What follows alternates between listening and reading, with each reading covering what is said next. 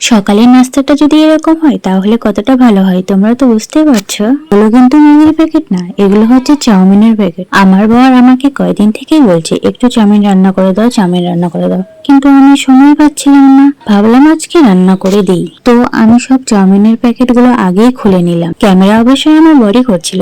এখানে আমার বর একটা হাসির কথা বলছিল আর আমি হাসলাম। আমাদের গ্রামে মুড়ি বিক্রি করতে আসে, তো আমার শাশুড়ি মা একটু মুড়ি কিনে নিয়ে আসলো। এখানে ব্যাপারটা হচ্ছে কি, আমি কিন্তু চাউমিন রান্না করছিলাম, বাট চাউমিনের মশলা ছিল না।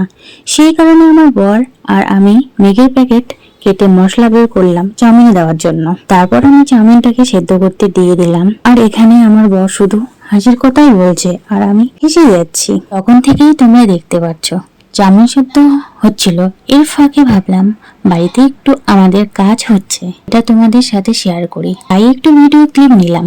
সো বন্ধুরা, সব খাবার দাবার এখন রেডি। আমার শাশুড়ি মা চাটা বানিয়েছে আর আমি চাউমিনটা বানিয়েছি। বন্ধুরা, সকালবেলায় মাঝে মাঝে এরকম নাস্তা খেতে খুব ভালো লাগে। আমি কিন্তু চাউমিন খেতে ভালোবাসি না। তোমরা কি ভেবেছো আমি একা চাউমিন খাবো? একা না, সবাইকে দেবো। তারপর ভাইকে বললাম তুই খাবি তো? ভাই খুব লজ্জা পাচ্ছে, বলছে না না আমি খাবো না। এরই মধ্যে আমার আবার শ্বশুর পাবদা মাছ এনেছে। পাবদা মাছ এদিকে সবসময় পাওয়া যায় না, আজকে আমার শ্বশুর পেয়েছে তাই এনেছে। শুধু মাছ ভালো লাগে না, তাই মাছের সঙ্গে শাক রান্না হচ্ছে। আর আমার বর দেখো কিরকম করছে আমার সঙ্গে, সকাল থেকে আমাকে এইভাবে জ্বালাচ্ছে।